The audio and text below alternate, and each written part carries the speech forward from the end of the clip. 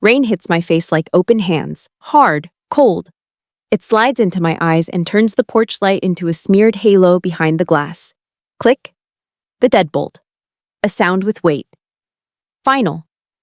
My sister doesn't step out. She stays framed in warmth, her hair dry, her voice syrup sweet. You did this to yourself. My throat tightens. I can't swallow. I clutch my backpack like it's a life jacket and run. Bare feet slapping wet concrete, gravel biting my skin. My phone buzzes once in my pocket, then goes dead. Darkness. A car creeps beside me. Tires hiss. The window lowers a crack. Mina? A voice breathes like it's always known my name. Years later, my hands shake over a laptop. One email subject line detonates my chest. Emergency hearing. Your father has filed again. My kitchen smells like warm formula and cheap soap. There's a half-folded diaper on the table, like a white flag I never got to wave. Bills sit in a crooked stack beside my laptop. Red stamps, bold numbers, the kind of ink that feels loud even when the room is quiet. My baby makes this soft, sleepy sound from the bassinet. A tiny hiccup. A sigh. The most innocent thing in the world. Then my inbox refreshes. One subject line grabs my throat and tightens. Emergency hearing. Your father has filed again. I don't breathe for a second. My fingers go cold on the trackpad. The room tilts, slow. My mouth fills with that metallic taste, like I bit my tongue hard enough to bleed. And suddenly, I'm not 26. I'm not a mom. I'm not safe in my own apartment with a deadbolt and a chain. And a neighbor who nods at me in the hallway. I'm back in rain. I blink hard, but it's not tears. It's memory. Sharp as a flash of lightning. I was always the quiet one. The girl who kept her head down, got the grades, tried to take up less space than my own shadow. At home, invisible felt like survival. Dad was pride wrapped in skin. The kind of man who smiled at church and kept his voice calm in public. But at home? One wrong note and he'd turn into a judge. Shame scared him more than truth ever could. Mara, my sister, was sunlight when she wanted to be. Laughing, charming, the golden child with perfect timing and perfect tears. She didn't just tell stories. She decided which ones were real. And Rena, my stepmom, she wore pleasant smiles like perfume. Always around, never involved. Silence dressed up as peace. The lie that night wasn't an accident. It had shape, intent, teeth. I swallow and my throat burns. I look at my baby and something hard settles inside me. Not rage, not even revenge. Truth. Survival. The moment a lie finally collapses because it can't hold its own weight forever. If you've ever been blamed for something you didn't do, stay with me. Because the turning point in my story came from one tiny detail nobody noticed. And when I stepped into that storm, I realized Mara had taken the one thing that could prove I was telling the truth. In my town, lawns are judged like souls. Grass cut too high means you're lazy. A car parked on the street overnight means you're struggling. A kid who cries too loud at the grocery store means the mother can't control her home. People here don't just look at you. They weigh you. And they always pretend they aren't. Our street was the kind that smelled like fresh mulch every spring because somebody, always somebody, was dumping new brown bark into their flower beds like it could keep the world clean. The kind where porch flags hung stiff on sunny days and snapped angrily in storms, and where the neighbors waved with just their wrists, never their whole arms. Controlled. Polite. Watching. Dad fit here like a key in a lock. He loved the illusion of a perfect family the way other men love hunting or football. He loved being the good father in public, shoulders back, voice steady, jokes at the hardware store, nodding respectfully at church. He loved when people said, "You're doing such a great job, Raymond." It fed him. I could see it. His smile would spread like warmth, and for a moment his eyes softened, like he could forget the parts of our lives that didn't photograph well. At home, that softness snapped shut fast. Our house had rules you couldn't write down. Don't contradict him in front of company. Don't bring problems to the table during dinner. Don't embarrass the family. Don't make him look like he failed. And above all, don't be messy with your feelings.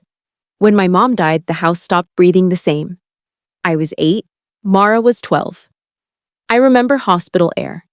Cold, too clean, like the building had scrubbed itself raw. Machines chirping, shoes squeaking down hallways, and my mother's hand. It felt lighter than it should, like holding a bird that didn't want to be held. After, everything smelled like casserole and lilies and someone else's perfume.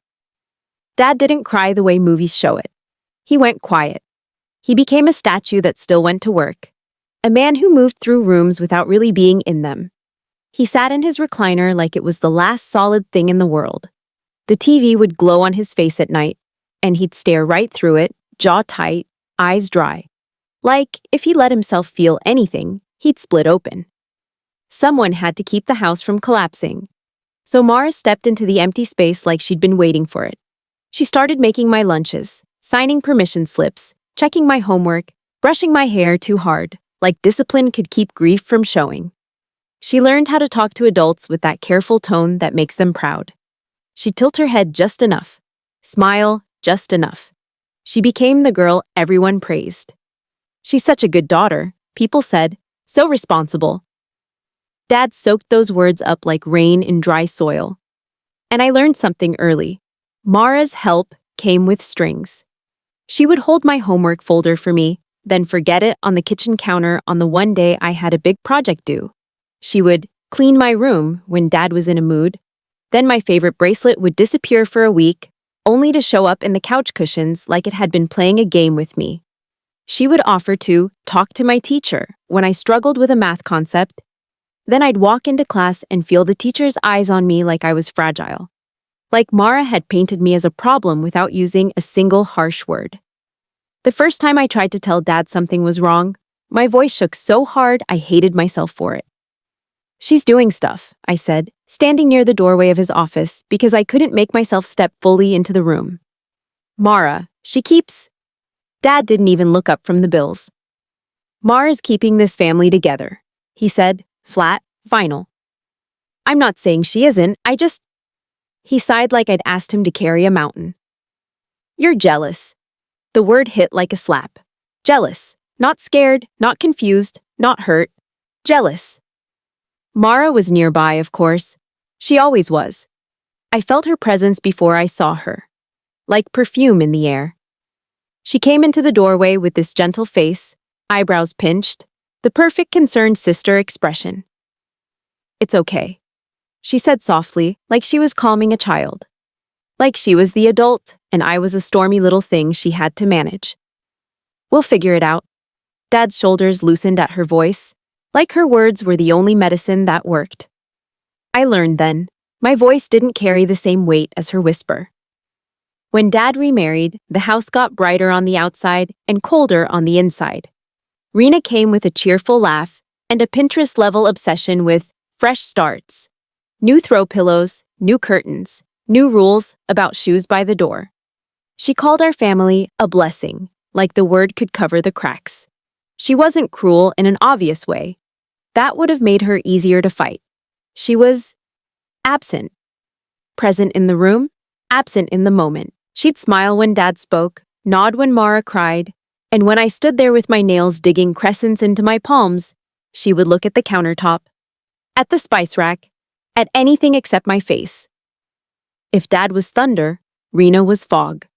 She made everything softer, quieter, harder to prove. And Mara? Mara was sunshine with a knife behind her back. By 15, I could tell the difference between her real laugh and her company laugh. I could hear the shift in her voice when Dad walked into a room. I could feel the way she watched me, always measuring, always waiting for a misstep. School was the only place I could breathe. The hallways smelled like floor wax and cafeteria pizza. Lockers slammed like punctuation. My sneakers squeaked on tile, and the sound made me feel real. I had a rhythm there. Homework done, tests aced, teachers who smiled when they handed me papers back. Not because they pitied me, but because I'd earned it. I kept my head down. I didn't party, I didn't talk back, I didn't date, I didn't give anyone ammunition. Because at home, everything could become a weapon. That Tuesday, the day the storm came, started like any other day. The sky was the color of wet cement when I walked to school, but that wasn't unusual in October. The air had that sharp leaf smell, like the world was burning quietly at the edges. My backpack felt heavy with textbooks, and the straps pulled at my shoulders in a way that was almost comforting. Weight I understood, problems I could solve. In algebra, the teacher handed back our tests. A red A sat at the top of mine like a small victory flag. My chest warmed with it, just a little. I tucked the paper into my folder carefully, like if I treated it gently enough, it might protect me later. By the last bell, thunder was rolling far off, a low growl under the noise of students. The wind had picked up. Leaves skittered across the parking lot like nervous animals. Someone said a storm was coming in early. I remember thinking, fine, rain. I can handle rain. I didn't know I was walking toward the worst door of my life. When I got home, the house felt wrong. The air was too still, like the walls were holding their breath. My stomach tightened before my hand even touched the doorknob. Inside, the living room lights were on, too bright for late afternoon. Dad stood near the coffee table, shoulders rigid, face flushed. His jaw worked like he was chewing on something bitter. Mara stood beside him, close enough that her sleeve brushed his arm. A perfect daughter position. Supportive, loyal, concerned. Rena hovered near the kitchen entrance, hands clasped in front of her like she was praying, eyes flicking between them and me without landing.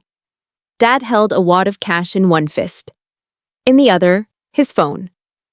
On the coffee table lay a receipt. White paper, thin, like it could slice you if you weren't careful. My backpack slid off my shoulder. It hit the floor with a dull thud that felt too loud. Dad's eyes locked on me, not curious, not confused, condemning. "What is this?"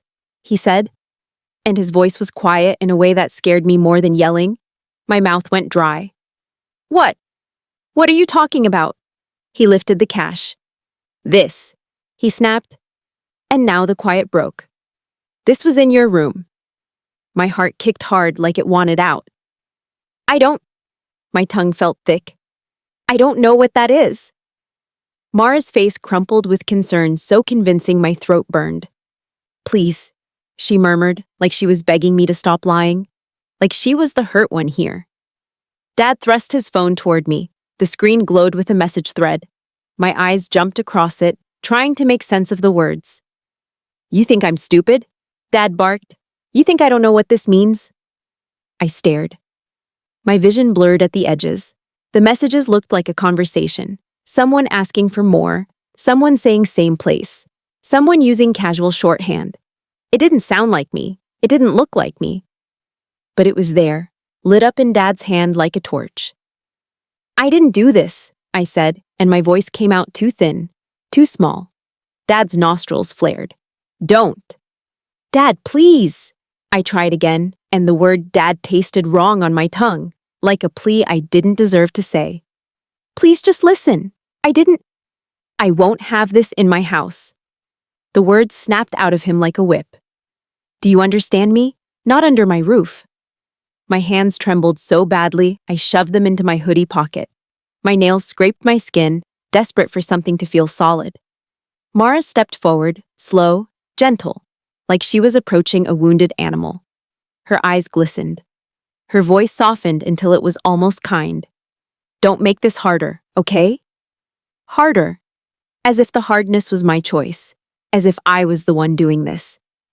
"I don't even know that number," I said, pointing at the screen, and my finger shook like it had its own fear. "I swear, I've never..." Dad turned the phone away. "Enough." He grabbed the receipt from the table and waved it. "And this? You want to tell me where you got it?" I leaned forward. My eyes tried to focus on the print. Store name, date, time. Something in my brain snagged on it, because the time was during third period. I was in algebra. I was staring at my test paper while my teacher walked the aisles. I wasn't at any store. "I was at school," I said quickly. "I was at school. You can call." Dad laughed. Not a real laugh, a sound like a door slamming. "Now you're going to drag your school into your mess?"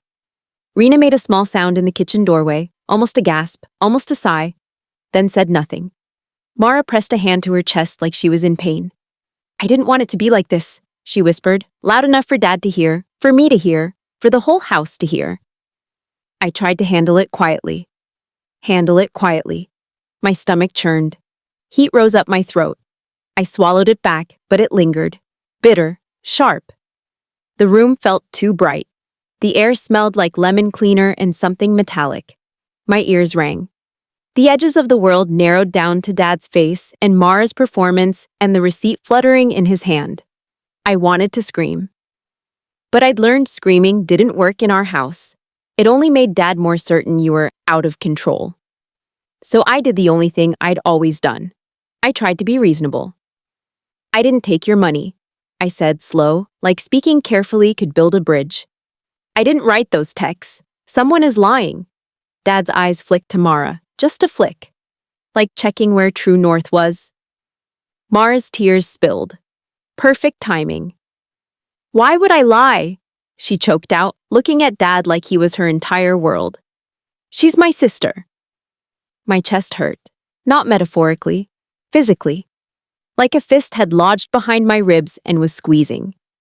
Dad's decision settled over him like armor. He stepped toward me. He grabbed my arm. His fingers dug in hard enough that my skin screamed in silence. He hauled me toward the front door as if I weighed nothing.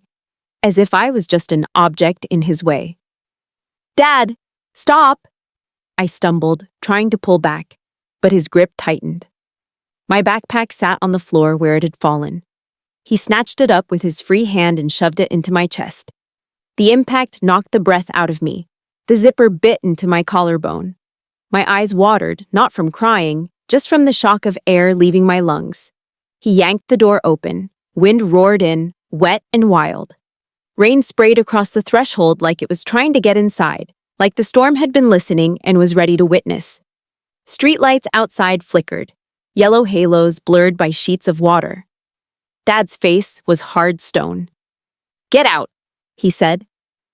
My ears filled with the rush of rain. I heard my own heartbeat hammering. I tasted fear, coppery and thick. I didn't do it, I said one more time, because some stupid part of me still believed the truth had power on its own. His eyes didn't soften. The porch boards were slick under my socks. He shoved me forward. My feet slid. I caught myself on the door frame for half a second, fingertips scraping paint, then the door slammed. The deadbolt clicked. The sound landed in my gut. I stood there, staring at the door like it might change its mind. Like it might open and someone might say, "Wait, come back, we're sorry." We listened. Nothing. Only rain. Only wind. Only the porch light shining down on me like a spotlight for a crime I didn't commit. My phone buzzed in my pocket, one quick vibration like a heartbeat. And then the screen stayed black. I sucked in a breath that tasted like wet leaves and asphalt. Then I ran. Down the driveway, gravel tearing at my socks, my backpack thumping against my spine. The neighborhood blurred. Perfect lawns, dark windows, curtains twitching just enough to tell me someone saw and chose not to step out. My lungs burned. My hair plastered to my face. My fingers went numb around the strap of my backpack. And inside my mind, something kept replaying, sharp as broken glass. The screenshot. The phone number. I'd never seen it before in my life. And yet, the pattern of it. The last 4 digits. My brain kept circling it like a tongue worrying a sore tooth. Familiar. Not mine. But close enough to make my stomach drop even lower. Because if that number wasn't mine, I knew exactly whose it sounded like. Rain turns the world into one long, trembling hiss. My breath comes out in bursts that don't feel like mine. Too fast, too thin. Like my lungs forgot how to be lungs and decided to be panic instead. Water runs down my forehead, into my eyes, salty with sweat I didn't earn. My socks are soaked through, squishing with every step, and the cold crawls up my ankles like it's looking for a place to live. My backpack is heavy, not with books. Those are nothing. But with the fact that I'm still holding it. Like if I let go, I'll float away. Like if I loosen my grip, the whole night will swallow me.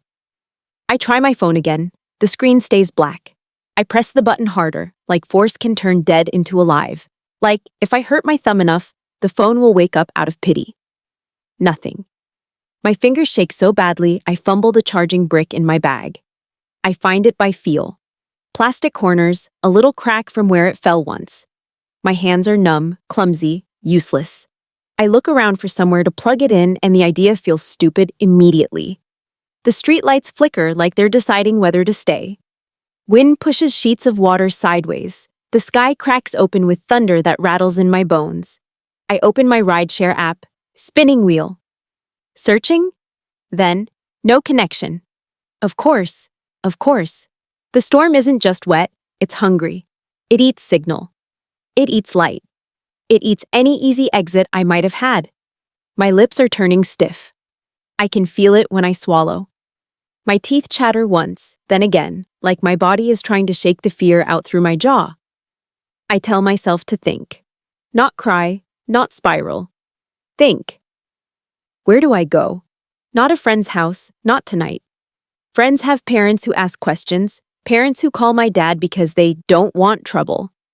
Parents who believe the first adult voice they hear because it comes wrapped in authority. And my dad's voice, God, my dad's voice is always authority. The word dad rises in my throat and I choke on it. It doesn't deserve to come out, not after that door, not after that deadbolt. But my brain still reaches for him the way your hand reaches for a railing when you're falling. Reflex, habit, hope you hate yourself for. I swallow it down until it burns. Miss Celeste, my mom's best friend. I haven't said her name out loud in years. It feels strange and sacred, like stepping into a room you're not sure you're allowed to enter. But when Mom was alive, Celeste's laugh filled our kitchen. Her perfume used to linger on our couch cushions. She was the only person who ever looked at my mom like she was a whole planet. After Mom died, Celeste came around less.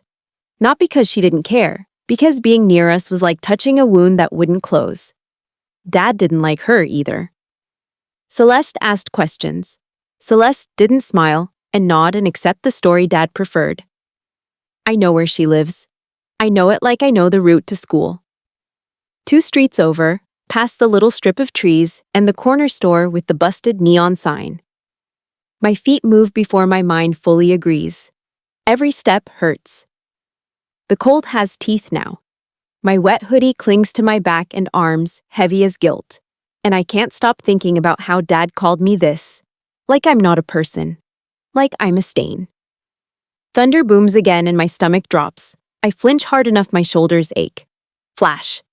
Mara's voice from weeks ago, soft and private in the hallway outside my room. You don't want Dad disappointed in you again, she'd said, like she was warning me, like she was protecting me. Her hand had been on the door frame above my head, trapping the space. She smelled like vanilla lotion and control. He's had enough stress, don't add to it. I remember staring at the floor, my nails pressing into my palm, trying to figure out what I'd done wrong that day.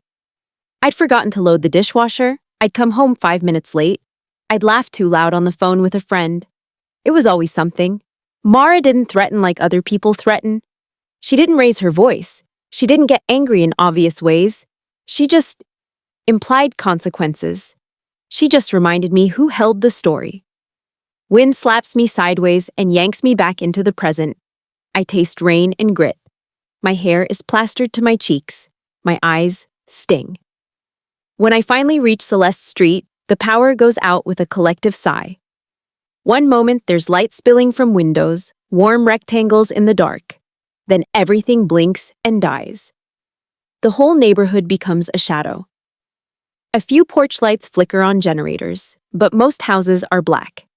And suddenly I feel like I'm walking through a painting of myself. Small. Alone. A girl-shaped mistake in the rain. Celeste's house sits at the end of a short driveway. Modest, neat. A little porch with a wind chime that sings even in the storm, thin and desperate. I step onto the porch and my legs feel rubbery, like they might fold. My hands don't want to work, but I force them up. Knock. The sound is swallowed by rain. I knock again, harder. My knuckles sting. A sharp little pain that makes me feel alive. No movement. My stomach twists. What if she's not home? What if she doesn't answer? What if Dad already called her? The thought makes bile rise in my throat. I swallow hard, gagging a little on the sour taste. I knock again, and this time the porch light clicks on. Dim, yellow, humming like it's tired. The door opens a few inches. Celeste's face appears in the crack, framed by warmth and the scent of something like cinnamon. Her eyes widen. She looks at me like she's seeing a ghost. Mina? Her voice is rough, like she hasn't used it much. My chest caves in. The sound of my name from her mouth hits me straight in the ribs. I can't speak for a second. I just stand there dripping, shaking, and the cold finally catches up to my pride. Please, I manage. The word comes out broken. Please. The door opens wider immediately. Oh, honey, come in, come in. She grabs my shoulders gently, but her hands are firm, sure. She guides me inside like she's been waiting for this moment for years and hates that it's finally here. Warm air hits my skin and it hurts. It's a sting, like my body doesn't trust comfort anymore. My hands tremble harder as the heat starts to thaw them, and suddenly everything I've been holding back shakes loose. Celeste wraps a blanket around me without asking. The fabric is soft and smells like laundry detergent and her perfume. My teeth chatter so hard my jaw aches. She leads me to the couch and sits me down like I'm fragile glass. The power is out, but she has candles already lit. Thick ones in glass jars that throw honey-colored shadows across the room. The house feels alive in the dark. Safe. Like the walls are listening in a different way than my father's walls. Celeste disappears and comes back with a mug. Steam curls up. The smell hits me. Peppermint tea. Sharp and clean. Hold this, she says and presses it into my hands. The heat seeps into my fingers. Slow. I wrap both hands around it like it's oxygen. My throat tightens again. I blink, and this time tears actually come. Hot against my cold cheeks. I hate that contrast. I hate how my body betrays me with softness when all I want is armor. Celeste crouches in front of me, eyes level with mine. She doesn't ask 1,000 questions at once. She doesn't say, "What did you do?" She doesn't look over her shoulder like she's afraid of getting involved. She just says, "Start from the beginning." Slowly. My mouth opens and a sound comes out that isn't a word, just a shaken exhale. I try to speak. The story tangles in my throat like wet hair. My voice cracks. I cough and taste peppermint and tears. Dad, he threw me out. Celeste's face changes. Not shock, something sharper. Anger that's been waiting. Anger that recognizes the pattern. And Mara? She asks, quiet. That name makes my stomach clench. Yes, I whisper.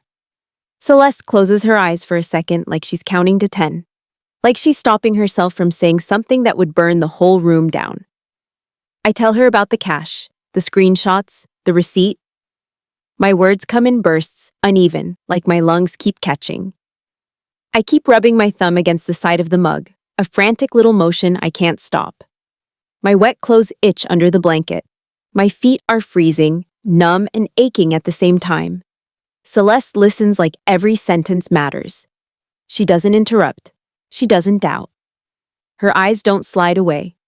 When I get to the part where Dad says he won't have this in his house, my voice goes thin and my chest tightens so hard I have to pause. I stare at the steam rising from my tea and try not to see my father's face in it. Celeste finally speaks, slow and careful. He's been under pressure. The words hit wrong. My spine stiffens. Pressure feels like an excuse. Celeste shakes her head quickly, seeing it in my face. No, she says firm. Not an excuse, just context. She leans back and rubs her forehead. Your father, his business loan. The bank's been watching him. He's been terrified of anything that looks like scandal. My stomach drops again. Loan? She keeps going. There's a savings account, for you, for college. Her eyes meet mine. He talked about it once, a while ago. He was proud of it, said it made him feel like he was doing right by you. My chest aches. The idea of Dad being proud of anything connected to me feels like a story from another life. Celeste's mouth tightens. Mara's been pushing him to put her name on things. For safety, she said, in case something happens. Celeste's fingers curl into her palm. She said you were unreliable. My throat goes dry. Unreliable, like I'm a loose wire, like I'm a risk. She's been setting this up, Celeste murmurs, and her voice goes low with certainty that scares me because it makes too much sense. If the bank thinks there's trouble in the family, they can freeze accounts until things are clarified. Your father would panic. He'd hand control to whoever looks stable. My brain tries to reject it. It feels too calculated, too cold. But then Mara's voice slides into my memory again, smooth and quiet. Don't disappoint him. Let me handle it. You don't want people talking. People talking. Scandal. Shame. My hands start shaking harder around the mug. The tea sloshes a little. I look down because I can't look at Celeste and keep breathing. A buzz hits my pocket and I jerk, heart jumping. My phone. For a second, hope flares so bright it hurts. I yank it out. The screen lights. Barely. 1% battery, a miracle, and a joke. Notifications flood in like a punch. Messages, missed calls. I swipe with trembling fingers. A text from Mara. Please answer, we're worried. Dad is beside himself. Worried. Beside himself. My stomach twists. My skin crawls. A group message from someone at school. An adult. Guidance office. Mina, we heard you may be in crisis. Please respond so we know you're safe. In crisis. The words feel like a label being stamped onto my forehead. Then I see it. Rena's post. Screenshot someone sent me. A blurry photo of a candle. A vague caption. Praying for our family. Sometimes the hardest love is letting go. Letting go. My hands go numb again, but this time it's rage, not cold. They're telling everyone. They're painting me as unstable in real time. Celeste watches my face change and her jaw tightens. What is it? I show her the screen, my fingers stiff. Her eyes flash. They're building a story, she says, and the calm in her voice is the calm of someone who's seen this before. And they're doing it fast. Another notification slides in. An email. From the local police department's automated address, subject line stark and official. Missing juvenile report filed. My stomach drops so hard I swear I feel it physically tug at my insides. Dad filed a report. He didn't just throw me out. He's making it official. He's making me the problem on paper. My vision tunnels. The room feels too small, the candlelight too flickery. My heart hammers at my ribs like it wants out. I press my palm against my chest like I can hold it in place. I want to call him. I want to scream into the phone until my throat bleeds. Not with threats, not with cruelty, just with the truth. I want him to hear me. I want him to remember who I am. But the word dad sits in my mouth like ash. If I call, he'll talk over me. He'll demand I come home. He'll make it sound like he's rescuing me.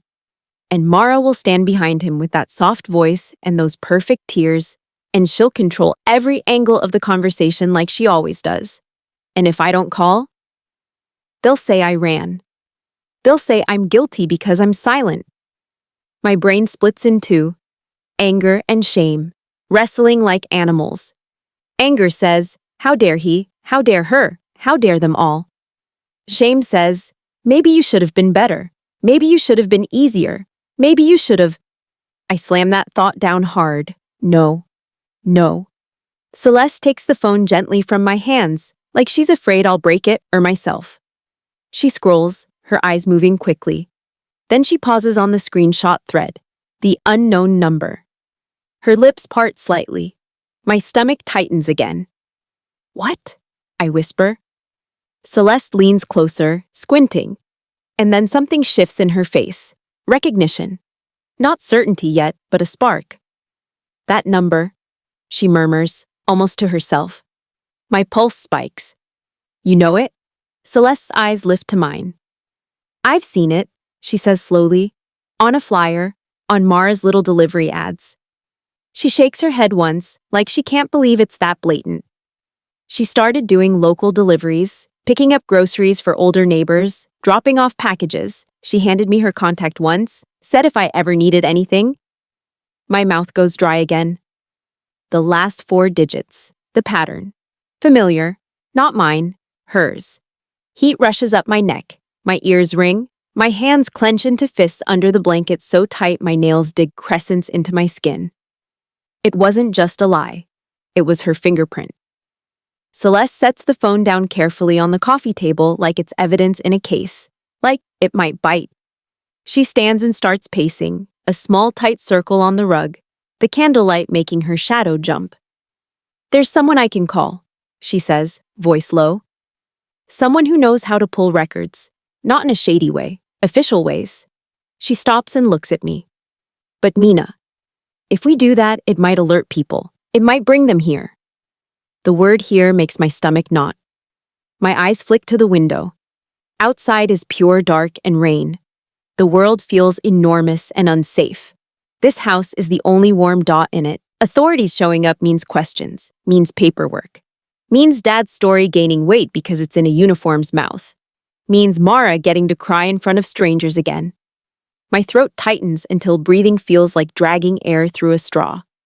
Celeste kneels in front of me again, her hands warm when she cups mine. "Listen to me," she says, steady. "You are not alone tonight." My eyes burn. I want to believe her so badly it hurts. A thunderclap shakes the windows and the candles tremble. My phone buzzes again with another message from the guidance office, another concerned check-in, another hook in my skin. Celeste's gaze sharpens, decision forming like a storm of its own. "There's a way to do this," she says, "but we have to be smart, we have to be careful." Her thumbs press into my knuckles, grounding me.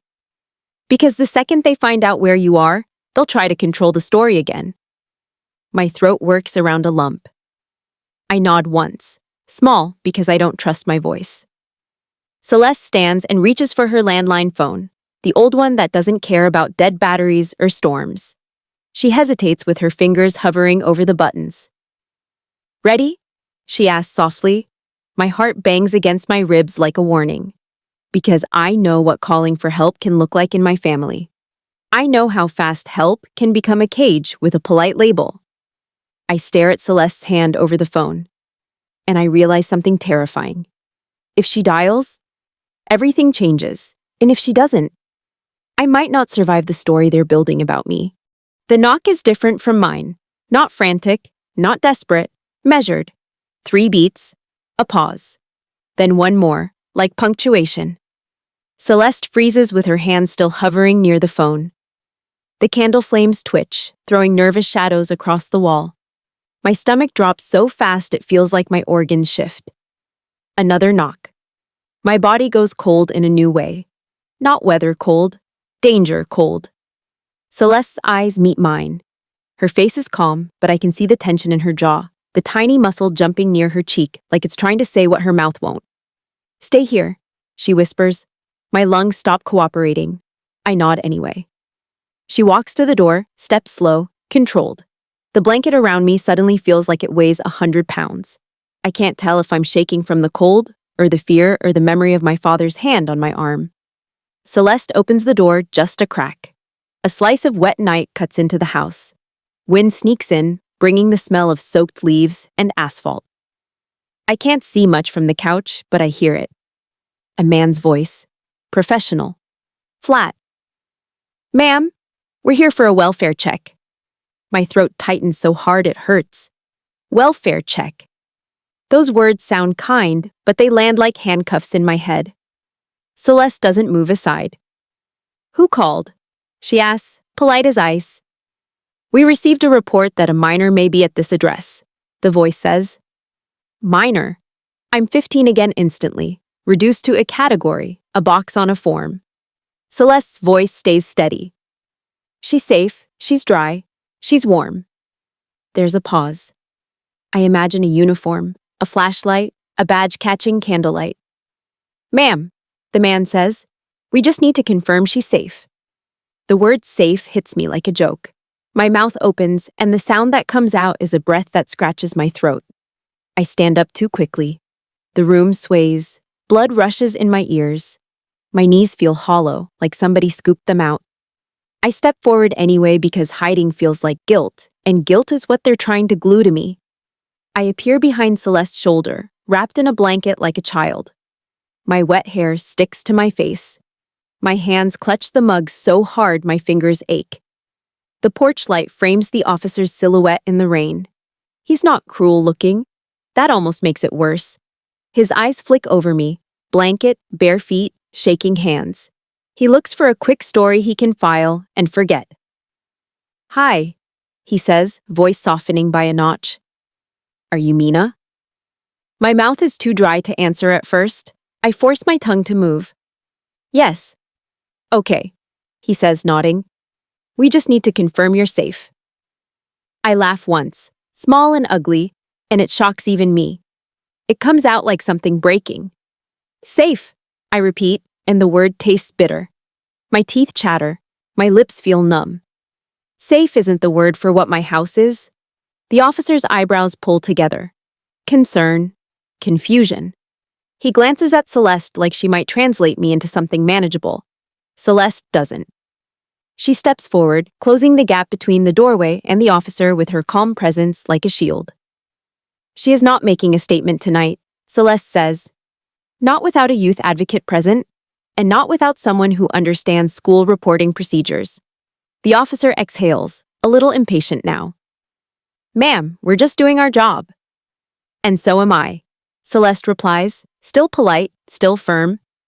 She's a child, wet, shaking, and somebody has already decided what story they want told about her. The officer's gaze flicks to the street. I follow it automatically. A second car sits at the curb, headlights off, dark shape inside, watching. My skin crawls. This isn't concern. This is containment. My stomach rolls. I swallow hard, fighting the urge to gag. Celeste turns her head slightly toward me without taking her eyes off the officer. "Go sit," she murmurs. "Breathe." I want to argue. I want to stay planted like a wall. But my body is tired in a way I've never felt. My bones ache. My muscles feel like wet cloth. The night is squeezing me from all sides. I stumble back to the couch, still listening. Celeste keeps talking, her voice the steady drip of control in a room that wants to flood. "She has a safe adult here. You may confirm visually. That's it." The officer hesitates. I hear paper rustle, a clipboard, a form. Then he says, "There's also a concern raised by the school. They were told she might be unstable." Unstable. The word flashes bright and cruel in my mind, like a stamp, like a brand. My hands tighten around the mug again. My knuckles ache. Celeste's voice turns sharper. "Based on what evidence?" A pause, then, "A family member reported concerning behavior." Family member, my sister's tears in a doorway, my stepmom's candle post, my father's anger dressed up as righteousness. Mara didn't just lie. She aimed the lie at every system that would take it as truth. My chest constricts. The air feels too thick. I can't get enough of it. I stare at the candle flame and think irrationally that if it goes out, I'll go out too. Celeste says, "I want a youth advocate. Tonight, you can call one." The officer's tone shifts, less patient. "That could take hours." "Then we wait," Celeste says. I love her for that in a way that makes my throat burn. After a long moment, the officer says, "All right, but we still need to document that she's here and alive." Alive, like that's the bar. Celeste glances back at me. I lift my chin, forcing my shaking to stop for 1 second, just long enough to be seen as more than a trembling problem. The officer nods, makes a note, then steps back into the rain. "We'll be in touch." Celeste closes the door, locks it, chains it. The sound of the chain sliding into place makes my eyes sting. I sink onto the couch. My legs finally give up and fold under me. The mug rattles slightly against my teeth as I take a sip, and the tea burns my tongue. I welcome the pain. It's honest. Celeste stands there for a moment, back against the door, breathing like she ran a mile. Then she crosses the room and picks up the landline again. "This is exactly what I was afraid of," she mutters. My voice comes out small. "Did Dad do that?" Celeste's eyes flick to mine. "Your father signed the report," she says carefully. "But I don't believe your father wrote it." The implication hits me like a cold wave. "Mara," Celeste dials. I watch her fingers move, each press of a button sounding too loud in the candlelit room. I can't stop thinking about the officer's word, unstable. How easy it is to become a story you don't recognize. Celeste speaks into the phone, low and urgent. Nina? It's Celeste Alvarez. A pause. Her shoulders drop slightly, relief. Yes, tonight, she says. I know it's late. I wouldn't ask if it wasn't serious. She's here. They've started it.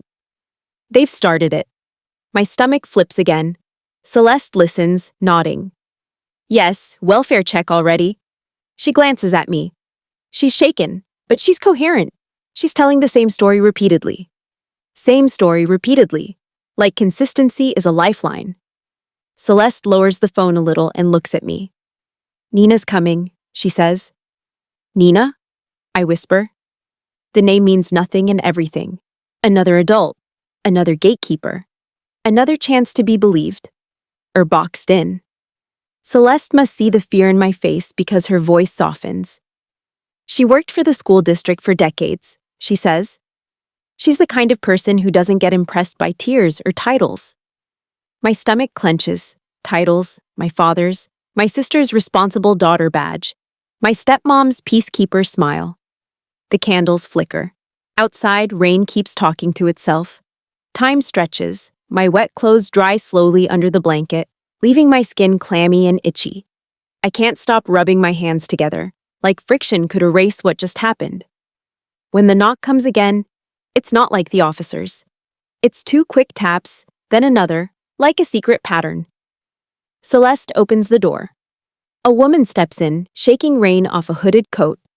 She's older, maybe late 60s, hair cut neat, eyes sharp like they've spent a lifetime reading between lines. She carries a tote bag that looks heavy, like it's filled with paper and certainty. Nina Park. She looks at me once, and it's not pity. It's assessment. Not cold, just clear. Hi, Mina, she says, and her voice is gentle without being soft. I'm Nina. My throat tightens. I nod because if I try to speak, I'll cry again. And crying feels like giving them what they want. Nina sits across from me, close enough that I can smell rain and something faintly floral. She doesn't pull out a notebook immediately. She doesn't ask, "What happened?" Like it's entertainment. She says, "Are you hurt?" I blink, thrown. My brain scans my body, bruised arm, scraped feet, raw throat, bruised pride. No, I manage, not like that. Nina nods. Okay, she pauses. Then we talk. But we talk smart. Smart. The word steadies me more than comfort ever does. I tell her the story again. Dad, cash, screenshots, receipt, door, deadbolt, storm, Celeste, welfare check. As I speak, I hear how unbelievable it sounds, how neatly it could be turned into teen drama. How easily Mara's tears could swallow my facts. My hands start shaking again, and I press them between my knees, trapping them. Nina watches my face, not my hands. When I finish, she says, "You said something important earlier." She tilts her head. "You said that number looked familiar." I swallow. It matches Mara's delivery number. I whisper. Nina's eyes narrow. Good, she says, like she's not surprised. Like she's been waiting for one objective thread. Objective. That word lands like a tool in my palm. Nina opens her tote bag and pulls out a folder. Papers, a small laptop, a portable battery pack. Practical, not dramatic.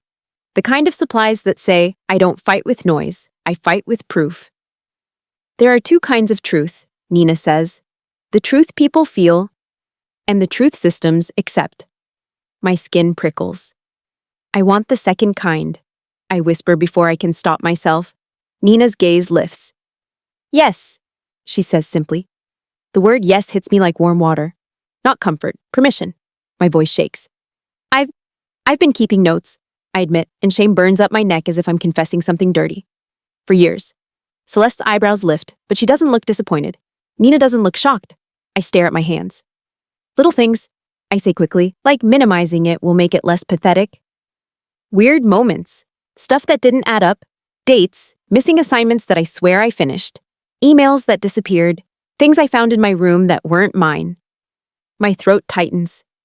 Because I never trusted my own memory at home. The admission sits between us, heavy and exposed. Nina's face softens, not into pity, into understanding. That's not paranoia, she says. That's pattern recognition. My eyes sting again. I blink hard. Nina leans forward. We don't need to prove everything tonight, she says. We need one objective truth no one can argue. Objective truth. She starts listing them, each one like a rung in a ladder out of the storm. Timestamps, metadata on screenshots, the store receipt location and time, bank alerts if any accounts were accessed, camera footage if the store has it, IP logs if emails were altered. She looks at me. Not guesses, not feelings, evidence. My heart pounds, but in a different way now. Not just fear, something sharper. Purpose. I whisper, I don't want to hurt them. Celeste's mouth tightens. Nina watches me carefully. I just want... My voice cracks. I want the truth on paper, so Dad can't rewrite it again. Nina nods slowly. That, she says, is the right kind of revenge. The word revenge usually tastes dirty, like cruelty, like payback. But in her mouth, it sounds like something clean. Like a light switched on in a locked room. Nina flips open the folder and slides one page toward me. Let's start with the receipt, she says. Tell me exactly what you saw. I close my eyes and see Dad's hand waving that thin strip of paper like it was my sentence. Store name, time. I was at school, I whisper. 3rd period. Nina's eyes sharpen. And Mara? She asks. Where was she supposed to be? At work, I say automatically. Mara always had work. Always had something that made her look responsible. Nina nods once, satisfied. So, she says, if that receipt is real, and it's across town, and it's during your class, then you didn't buy that phone. My stomach flips again. But this time it's relief so sharp it hurts. Nina continues, voice steady. Which means someone else did. Someone with motive. Motive. The word makes my skin crawl. Nina's phone buzzes. She glances at it, and I see something change behind her eyes, like a new door just opened. Your father, she says quietly, has scheduled a meeting with the school board. My breath catches. What? Nina looks at me. He's framing this as a student safety concern, she says. He's trying to make the school take action, official action. My stomach drops through the couch. If the school board believes him, the story becomes permanent. The kind of permanent that follows you. The kind that sits in a file. The kind that makes every adult look at you like you might break. I can't breathe properly. My vision blurs, the candle flames smear. Nina's voice cuts through it. Listen to me. She leans in, eyes sharp. If we move wrong, they'll label you unstable and you'll lose your voice in this.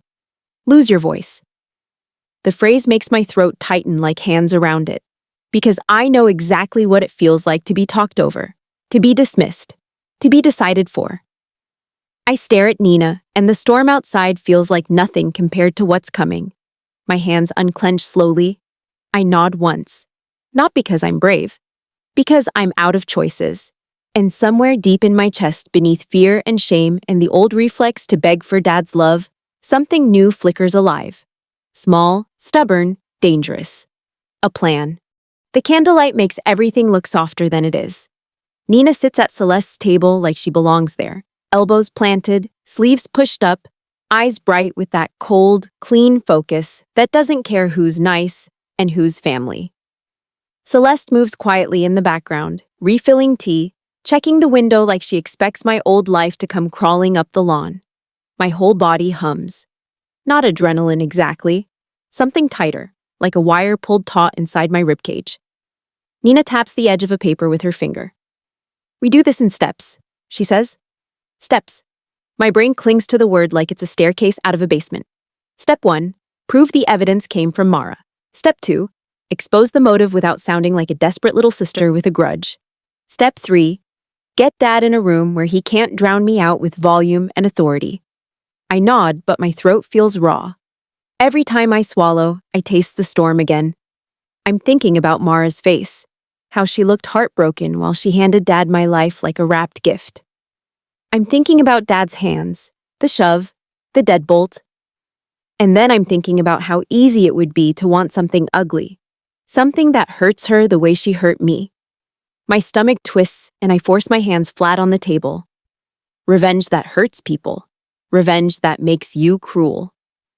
That kind of revenge scares me because I can feel how close it is, how warm it is. Like a blanket you can pull around your shoulders and call it justice. But I don't want to become her. I want the kind of truth that doesn't need me to be loud to be heard. Nina slides her laptop closer. First, she says, school records. My heart jumps. They'll give that to you? They'll give it to me because I know how to ask, Nina replies, and her mouth twitches like the closest thing she has to a smile. And because someone filed concerns about you. That makes it relevant. Relevant. Another word that feels like a key. She drafts an email in crisp, formal language, requests official copies of the report submitted, timestamps, submission methods. She mentions district policy, student rights, documentation procedure. Reading it feels like watching a grown-up speak my language and be taken seriously. I didn't realize how starved I was for that. While Nina types, Celeste opens an old cardboard box on the floor, the kind that smells like dust and paper and time. She kneels, rummaging with careful hands, pulling out folders that look too familiar. My mom's handwriting on tabs, little sticky notes, receipts tucked into pockets. My chest tightens at the sight. Mom's handwriting always looked like it had a steady heartbeat. Celeste finds an envelope addressed to her. She pauses like she's about to touch a bruise. Then, she opens it slowly. The paper inside is yellowed at the edges, the kind of paper that's been held and folded and held again. Celeste reads silently at first, lips moving just a little. Then she inhales, sharp. What? I ask, my voice thin. Celeste's eyes shine in the candlelight. Your mother. Her voice catches. She clears her throat and tries again. Your mother wrote that she was worried about money. My stomach drops. Celeste reads a line aloud, quietly, like she doesn't want the walls to overhear. If anything happens to me, please watch the girls. Someone will try to use money to control them. The words crawl over my skin. I feel heat in my face, anger that my mom knew, sadness that she couldn't stop it, fear that the letter sounds like prophecy. I press my palm to my sternum like I can hold my heart in place. She knew. Celeste shakes her head slowly. I don't know if she knew who, she whispers, but she knew the shape of it. The shape of it, that's exactly it. Mara didn't invent something new. She found a weak point and pushed. Nina finishes the email and hits send. The click of the mouse sounds loud in the quiet room, like a gunshot in a church. My body jolts anyway. Then Nina turns her screen toward me. Now, she says, your cloud accounts. I blink. What? Your school email, your device backups, anything that syncs, Nina says. If Mara used a shared device, family tablet, shared computer, sometimes drafts get saved, sometimes deleted things aren't really gone. My throat tightens. I can see the family tablet in my mind. It always sat on the kitchen counter like a communal leash. Mara used it, Rena used it. Dad used it to check sports scores. I used it to look up scholarships, to dream quietly. Nina hands me her portable battery pack and a charging cable. Give your phone life, she says. My fingers tremble as I plug it in. When the battery icon appears, green and growing, relief hits me so hard my eyes sting. I log in. Passwords, security questions, my hands sweat. My brain tries to sabotage me with panic. What if I can't remember? What if she changed them? What if the proof is right there and I miss it? Nina's voice stays calm. Breathe, one thing at a time. I find my account activity, recent logins, device list. My stomach flips when I see a device I don't recognize. A tablet, a model name that matches ours. My tongue goes numb. That's our tablet. Nina leans in. Okay, she says softly. Keep going. I scroll. I find synced notes, drafts, deleted folder. My fingers pause over a file with a bland name. Groceries. My pulse spikes anyway. I open it. It's not groceries, it's a draft message, half-written, unsent, formatted like the kind of concerned email adults send. Words about pattern of behavior, possible risky choices, please keep an eye on her. My skin prickles, my stomach turns. The voice in the draft isn't mine. It's too polished, too performative, too… Mara. I click another. A second draft. Different phrasing. Same intent. The room feels like it's shrinking around me. My ears ring. My hands shake so badly the cursor wobbles across the screen like it's scared too. Nina doesn't react dramatically. She just nods once, like she's marking a target.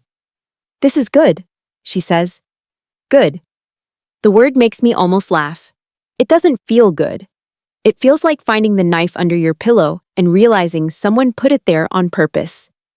Celeste leans over my shoulder, her breath catching. "Oh, Mina." I swallow hard. My throat burns. Then my phone buzzes. Another notification, another drip of poison from the outside world. Mara's post, again. Someone has sent it to me. A picture of a candle. Her caption, "Please pray for our family. My heart is broken." My teeth clench so hard my jaw aches. She's not just lying in private, she's building an audience. She's turning my life into a performance and collecting sympathy like money. I want to throw my phone. I want to smash something. The rage rises fast, hot, dizzying. For a second, I can almost taste it, sharp like pennies on my tongue. Then I look at Celeste's candle, at my mother's letter, at Nina's calm face, and I force myself to do the harder thing. I keep scrolling. More files, more synced activity, a deleted screenshot folder. My breath catches. A file thumbnail shows the exact messages Dad shoved in my face. Same thread, same phrases. But this version has something the one Dad showed me didn't. A top bar, forwarded, from a number. My stomach drops so hard my whole body chills. Nina leans closer, eyes narrowing. "There," she whispers. She points at the top of the image where the cropping line would be. "This is what she removed," Nina says. "She edited it so your father couldn't see where it came from." I stare at the screen until my eyes burn. It's like watching a magician reveal the trapdoor. My hands curl into fists on the table. My nails bite into my skin. Mara didn't just lie. She curated the lie. She packaged it so Dad could swallow it without choking. Celeste makes a low sound in her throat, something between grief and fury. Nina sits back. "Now we need your father in a neutral setting," she says. "Somewhere he can't shout you into silence." I swallow. "He won't meet me." "We won't ask him to meet you privately," Nina replies. "We'll use the system he's trying to weaponize." The phrase makes my spine stiffen. The system, school, counselors, documentation. I hate it, I need it. Nina makes a call, quiet, efficient. A school counselor she still knows. She doesn't beg, she states facts. She requests mediation due to conflicting reports and student safety concerns. She insists a youth advocate attend. She insists an administrator attend. I listen, heart pounding, as if her words are stacking bricks around me, walls that keep me from being swept away. When she hangs up, the room is too quiet again. Just rain at the windows, candles breathing. My phone buzzes again. Dad this time. A missed call. Then a text. "Come home now." 3 words, a command. My throat tightens. The reflex hits, wanting to obey, wanting to fix it, wanting to be forgiven for something I didn't do. I stare at the text until my eyes blur. Then I type one sentence with shaking thumbs. "I'll speak at mediation." I hover over send. My finger trembles. I hit it. The message whooshes away, and my stomach flips like I stepped off a ledge. Almost immediately, another message appears. Short, cold. "No, you come home." My chest aches. My hands go numb. Of course. Of course he wants it on his turf, his house, his voice. Celeste takes the phone from my hands and sets it face down. "He's not ready," she says quietly. Not ready, or not willing. Not. The next day blurs into paperwork and borrowed clothes and the constant awareness that my name is being spoken somewhere without me. That adults are trading impressions of me like cards. That Mara is probably smiling at her phone while she types another prayer. And all the while, Nina makes lists. Dates, times, names, steps. I rehearse the sentence she tells me to carry like armor. I whisper it in the bathroom mirror, my face pale, my eyes rimmed red. Not loud, not dramatic, just steady. I'm not here to beg, I'm here to show you. I say it again. My voice shakes less the third time. The morning of mediation, my stomach feels like it's filled with wet stones. I can't eat. The smell of toast makes bile rise in my throat. My hands are cold even in the warm car. I keep wiping them on my jeans like I can scrub off fear. Nina drives. Celeste sits beside me in the back seat, her hand resting on my knee, grounding me. School looks different when you come in through the front office with adults. The fluorescent lights are harsher. The hallway smells sharper. The quiet feels heavier, like secrets are waiting in the corners. We're led into a small conference room. Beige walls, a round table, a box of tissues placed in the center like somebody expects tears to be the main event. A youth advocate sits already, polite smile, clipboard. An administrator in a button-down shirt, expression cautious. The counselor who arranged it, eyes flicking between the door and us. My heart pounds so hard it makes my throat pulse. The door opens. Dad steps in first. My breath catches. He looks tired, jaw tight, eyes hard. He doesn't look at me like a daughter. He looks at me like a problem file. Behind him, Mara. She walks in smiling. Not big, not obvious, just confident. She carries a folder in her arms, thick, stuffed, heavy, thicker than mine. The conference room is too warm. The kind of warm that makes sweat gather at the base of your spine even when you're freezing inside. The overhead lights hum softly, a thin electric whine that drills into my skull. The tissues in the middle of the table look staged, like this room has seen 100 breakdowns and expects mine to arrive on schedule. Dad doesn't sit right away. He stands behind the chair like he's about to argue with furniture. Mara slides into her seat with that thick folder tucked against her chest like a shield. Her eyes flick to me, quick. A smile that never reaches her pupils. Then she looks away and exhales like she's the one carrying the burden. The counselor clears her throat. Thank you for coming. The goal today is to... Mara cuts in gently, perfectly. I'm just really worried. Her voice trembles in the exact places it should. I love my sister. I've tried to protect her. She presses a hand to her chest. I didn't want to embarrass her. I didn't want any of this. Her eyes shine. Not from truth, from practice. I feel my stomach tighten until it aches. My tongue sticks to the roof of my mouth. I taste peppermint from Celeste's tea like a ghost of safety, but it's fading fast. Dad finally sits, but it's not a surrender. It's a declaration. His chair scrapes the floor, loud, aggressive. The sound makes my shoulders jump. I'm not here to be accused, he says, voice tight. I'm here because my daughter's behavior has gotten out of control. My chest pinches, my breath catches. Out of control. He says it like it's a diagnosis. I force my hands flat on my thighs under the table so they don't shake. My nails dig into denim. The administrator, Mr. Heller, keeps his hands folded, expression cautious, the look of a man who wants this to end without paperwork. The youth advocate watches me with a sympathetic face that makes my stomach twist because sympathy feels like a softer version of disbelief. Nina sits beside me, calm as a locked door. She doesn't look at Dad. She looks at the table, the folder, the phones in pockets and purses like she's already seeing what they don't. Celeste sits near the end, spine straight, eyes steady, her presence like a hand on my back. Mara keeps talking. I found the messages, she says, voice cracking. I found the money. I found the receipt. She shakes her head like she can't bear the memory. I didn't want Dad to know. I tried to handle it quietly, but I couldn't just watch Mina destroy herself. Destroy. That word lands in my belly like a stone. My throat burns. Heat rushes to my face. I want to interrupt. I want to rip her sentences apart with my teeth. But I hear Nina in my head. Systems accept what they can document. So I wait. Dad leans forward, anger coming off him in waves. She lied to my face, he says, pointing at me without looking at me. She tried to manipulate me, and then she ran. Ran, like I chose the storm. My vision blurs at the edges. I blink hard. The room feels smaller than it should, like the walls are inching closer. The counselor looks at me. Mina, she says softly. Can you respond? My heart pounds. The sentence I rehearsed flashes bright in my mind. I swallow. My mouth is dry as paper. My voice comes out small at first, but I push it steadier.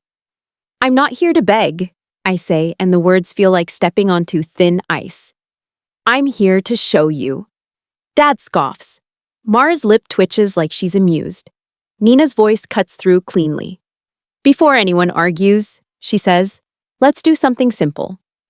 The room pauses, like it doesn't know how to handle a woman who isn't impressed. Nina turns to the counselor and administrator. As a neutral step, I'm requesting that everyone place their phones on the table. Screen up. Right now. Dad's eyes narrow.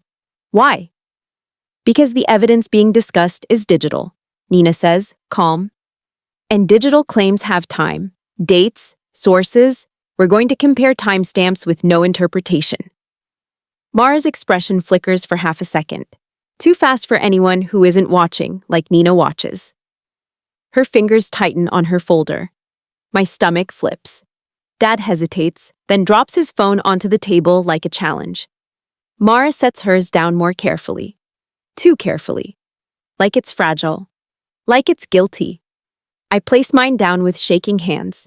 Nina places hers down last, smooth, deliberate, like a judge setting down a gavel. Nina leans in. Mara, she says, the screenshots you showed your father. May we see the originals? On your device. In the thread. Not forwarded images. Mara's eyes widen, innocent. I don't know if I still have them. I was so upset. Nina nods as if she expected that. That's fine, she says. Then we'll use what we do have. She slides a printed copy of the screenshot across the table. One of the ones I found in the synced files, the uncropped version. The one with the top bar. Mara's breath catches. It's small, but it's there. A hitch. Dad leans forward, squinting. What is this? Nina points. This is the same screenshot your father saw, she says. But this one contains the top header that was cropped out. Dad's face tightens. Cropped out by who? Nina's eyes don't leave Mara. By whoever wanted the source hidden. Silence lands like a heavy cloth. The counselor shifts in her seat. The administrator's pen stops tapping. Mara's mouth opens slightly. No, that's not. Nina cuts gently again. Notice the indicator, she says, tapping the page. Forwarded. Dad's eyes move, reading, processing. His jaw flexes. Mara's voice comes out higher. I forwarded it to Dad so he'd take it seriously. That doesn't mean. And the time, Nina says, still calm. The timestamp of when it was created. The metadata on the original file shows it was generated from Mara's device. The air in the room changes. It goes from warm to sharp, like a storm just stepped inside. Dad's face turns a shade paler. Metadata, he spits, like it's a trick. It's not a trick, Nina replies. It's the digital equivalent of fingerprints. My stomach twists with relief so intense it almost hurts. It isn't joy. It's the sensation of finally being able to inhale after holding my breath for years. Celeste slides a folder onto the table. Her hands are steady, but I can see the tension in her knuckles. I requested store records, she says, voice quiet but firm. Public-facing records, not private. The purchase time and location on that receipt you waived, Raymond, puts the buyer across town during Mina's third period. Dad's eyes snap to her. You. Celeste doesn't flinch. You didn't call her school, she says. You didn't ask. You didn't verify. You threw her out. My throat tightens. The truth sounds different when it comes from an adult. It sounds heavier. It lands harder. The administrator clears his throat. We also reviewed the written concerns submitted, he says, voice careful. He looks down at his notes, then up at Mara. The phrasing is unusually similar to a prior report we received last year about another student. Mara's face freezes. Mr. Heller flips a page. Same sentence structure, same descriptors, same cadence. He pauses, uncomfortable. It appears copied and adapted. Copied. Adapted. Like I'm a template. Mara's chair creaks as she shifts. That's ridiculous, she says sharply, And the sharpness is the first real thing I've heard from her all day. Are you accusing me of? Nina's voice stays even. I'm showing patterns, she says. You're the one reacting. Dad's hands curl into fists on the table. He looks at Mara, and for the first time, it's not devotion in his eyes. It's confusion. Confusion is dangerous for Mara. I can feel it. The room can feel it. Nina slides another sheet forward. Now the money, she says. The cash your father claimed was stolen. Dad's voice is tight. It was. Nina nods once. Withdrawals, she says, and she doesn't look at him when she speaks. She looks at the paper. From an account accessed using a PIN known to Mara. The pattern matches times when she was home alone. Mara's breath comes fast now. Her fingers dig into the edge of her folder. I handled the finances because Dad asked me to, she snaps. That doesn't mean. It means access, Nina says, still calm, still relentless.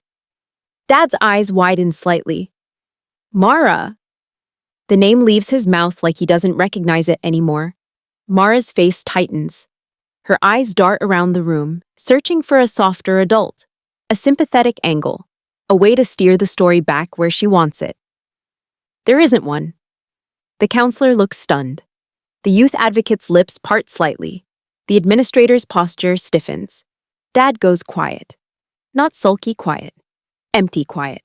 The kind of quiet that happens when a man realizes his certainty was built on sand, and he's been standing on it with both feet.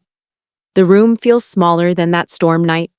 Smaller because there's nowhere to run from what's on paper. Mara's mask slips. It isn't a dramatic meltdown, it's one crack. One flash of something ugly behind her eyes. You're all being ridiculous, she snaps, voice sharp as glass. She's always been jealous. Always. She wants to ruin me because she can't stand that Dad trusts me. There it is, not concern, control. My stomach flips, and something steadies inside me at the same time. The sound of her real voice is horrifying, and strangely relieving. Like finally seeing the monster under the bed and realizing it isn't your imagination. Dad flinches as if she slapped him. He looks at her, then at me, then at the table. The papers, the phones, the proof. He swallows, throat bobbing. His face goes blank in a way that scares me because it reminds me of the hospital after Mom died. Like grief has poured cement into his features. The counselor speaks softly. Given what we're seeing, the school will retract the risk narrative that was circulated, she says. We will place a formal note correcting the record. Formal note. Paper truth. My chest loosens by a fraction. Not healed. Just not drowning. The youth advocate nods. And we'll recommend a safety plan, she says carefully. Temporary placement with a safe adult while the home situation is assessed. Dad's head snaps up. No, he says, instinctive. Control reflex. Nina meets his eyes. Yes, she says quietly. Because you already showed what you'll do when you're scared. You throw the wrong person out. Dad's face tightens again. His gaze flicks to me. For a second, I see something there. Shame trying to rise and being strangled by pride. I don't scream. I don't cry. My throat is a tight, aching tunnel, but the words I've been holding finally come out, steady and low. You didn't throw me out because of a storm, I say, and my voice doesn't shake. You threw me out because it was easier than admitting you were wrong. Dad's eyes widen slightly. The sentence hits him in a place he can't protect with anger. The room is silent. Mara's breathing is loud now. Fast. Furious. She looks like she wants to lunge across the table and shove the words back into my mouth. But she can't. Not here. Not with witnesses. Dad stares at the papers again like they're written in a language he never learned but should have. His shoulders sag, just a fraction, like something inside him finally gives. He leans back in his chair. His voice comes out hoarse, smaller than I've ever heard it. What else? He swallows and his eyes flick to Mara just once. What else has she lied about? The question hangs in the air, heavy and terrible. My stomach drops again. Not from fear of Mara, but from the realization that this isn't the end. It's the first layer peeling back. And beneath it, there's more. Rain still does it. It still tightens my hands before my brain even catches up. I'll be standing at my sink, rinsing a bottle, and the first hard drops against the window make my fingers curl like I'm bracing for a shove. My shoulders jump, my jaw locks. My skin remembers October better than my mind wants to. But rain also tells me something else now. I lived.